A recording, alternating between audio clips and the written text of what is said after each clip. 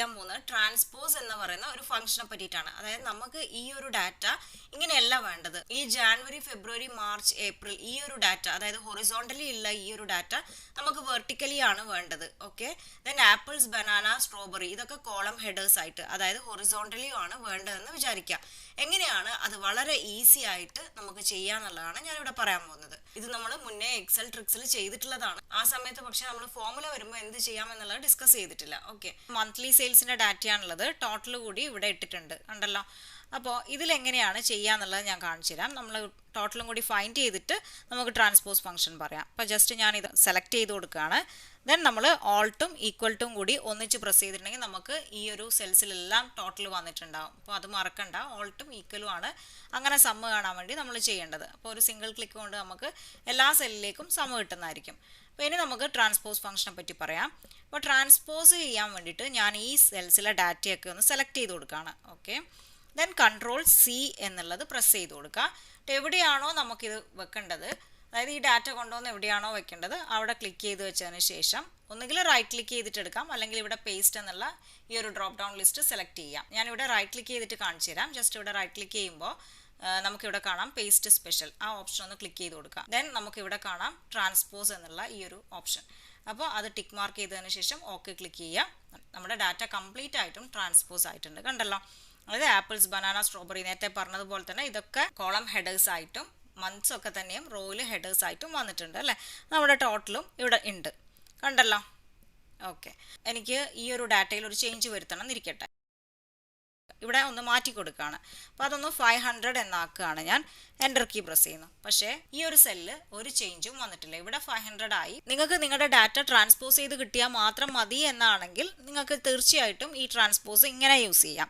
അതല്ല, നിങ്ങൾക്ക് ഫോർമുലയൊക്കെ ഉണ്ട്, അതിൽ എന്ത് ചേഞ്ചസ് വരുത്തിയിട്ടുണ്ടെങ്കിലും നിങ്ങൾ ട്രാൻസ്പോസ് ചെയ്ത ഡാറ്റയിലും ചേഞ്ചസ് വരണം എന്നാണെങ്കിൽ എന്ത് ചെയ്യണം, നിങ്ങൾ ട്രാൻസ്പോസ് എന്ന് പറയുന്ന ഫോർമുലയാണ് യൂസ് ചെയ്യേണ്ടത്. അപ്പോൾ ഞാനത് ഷീറ്റ് 2ൽ ചെയ്ത് കാണിച്ചു തരാം. ഇവിടെ ആകെ കൺജസ്റ്റഡ് ആവും. അപ്പോൾ ഞാൻ ഷീറ്റ് 2ൽ പോയി ഇതൊന്ന് സൂം ചെയ്ത് കൊടുക്കട്ടെ. നമ്മൾ ഇവിടെ ഫോർമുല ടൈപ്പ് ചെയ്ത് കൊടുക്കുകയാണ്. ഈക്വൽ ടു ട്രാൻസ്പോസ് എന്ന് പറഞ്ഞിട്ട് ടൈപ്പ് ചെയ്യാണ്.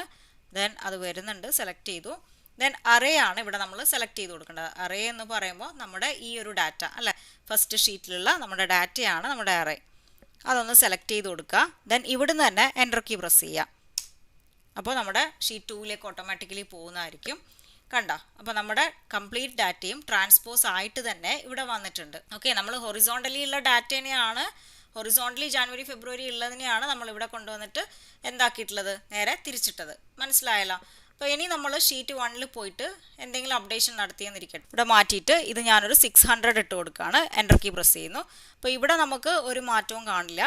പക്ഷേ ഷീറ്റ് 2ൽ പോയിട്ടുണ്ടെങ്കിൽ അവിടെ 600 തന്നെ ആയിട്ടുണ്ടാവും. മനസ്സിലായല്ലോ. അപ്പോൾ ഇങ്ങനെയാണ് നമ്മൾ ട്രാൻസ്പോസ് ഫോർമുല യൂസ് ചെയ്തിട്ട് അപ്ഡേഷൻ വേണമെന്നുണ്ടെങ്കിൽ ചെയ്യുക ഇങ്ങനെയാണ്. പക്ഷേ ഈ ഒരു ഫസ്റ്റ് സെല്ല് നമുക്കൊരു 0 കാണാം അല്ലേ.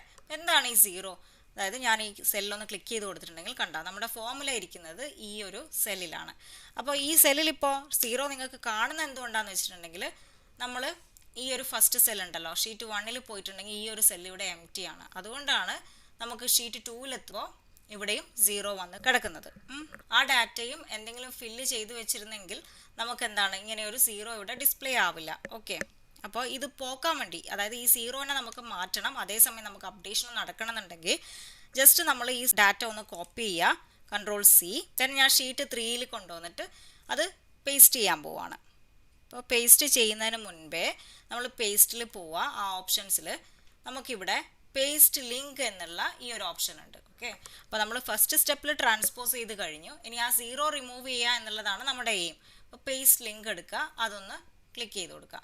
എന്നിട്ട് ഇനി നമ്മൾ വന്നിട്ട് ഈ 0 ഡിലീറ്റ് ചെയ്തിട്ടുണ്ടെങ്കിൽ ഒന്നും സംഭവിക്കില്ല. അതേസമയം നമ്മൾ ഈ ഷീറ്റ് 2ൽ പോയിട്ട് ഈ 0 ഇവിടുന്ന് ഡിലീറ്റ് ചെയ്യുകയാണെന്നുണ്ടെങ്കിൽ നമ്മുടെ ഡാറ്റ കംപ്ലീറ്റ് ആയിട്ടും പോകുന്നതായിരിക്കും. ഓക്കെ, അപ്പോൾ അതാണ് ഡിഫറൻസ്. ഈ ഷീറ്റ് 1ൽ പോയിട്ട് ഞാൻ ഈ ഒരു ബനാന നമുക്കൊന്ന് ചേഞ്ച് ചെയ്ത് നോക്കാം അല്ലേ. അത് ഞാനൊരു 400 കൊടുക്കുകയാണ്. എൻ്റർ കീ പ്രസ് ചെയ്യുന്നു. നമുക്കൊന്ന് ഷീറ്റ് 4ൽ പോയിട്ട് നോക്കാം. കണ്ടോ, ബനാന 400ലേക്ക് തന്നെ എത്തിയിട്ടുണ്ട്. കണ്ടോ, 0 ഇല്ലതാനും, എന്നാൽ നമുക്ക് നമ്മുടെ ഫോർമുല അപ്ഡേറ്റും ആവുന്നുണ്ട് അല്ലേ. നമുക്ക് നമ്മുടെ വാല്യൂസ് ഒക്കെ തന്നെ അപ്ഡേറ്റും ആവുന്നുണ്ട്.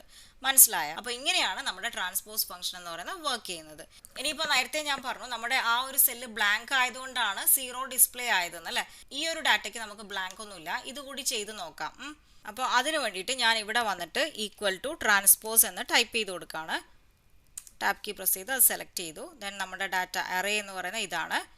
ഇതൊന്ന് സെലക്ട് ചെയ്യുന്നു, പാരന്തസിസ് ക്ലോസ് ചെയ്യുന്നു, എൻ്റർ കീ പ്രസ് ചെയ്യുന്നു. കണ്ടോ, നമ്മുടെ ഡാറ്റയൊക്കെ തന്നെയും ട്രാൻസ്പോസ് ആയിട്ടുണ്ട്. നമ്മൾ ഫോമുലയാണ് യൂസ് ചെയ്തത്, പക്ഷേ നമുക്ക് എന്തില്ല, നമുക്ക് 0 ഒന്നും ഇവിടെ വന്നിട്ടില്ല. കണ്ടോ, അപ്പോൾ ഇങ്ങനെ ഡാറ്റ ഉള്ളതാണെങ്കിൽ നമുക്ക് 0 ഒന്നും വരില്ല. അതേസമയം ഡാറ്റ ഒരു സെല്ല് ബ്ലാങ്ക് ആക്കി വെച്ചിട്ടുണ്ടെങ്കിൽ മാത്രമാണ് അവിടെ 0 എന്ന ഡിസ്പ്ലേ കാണിക്കുക.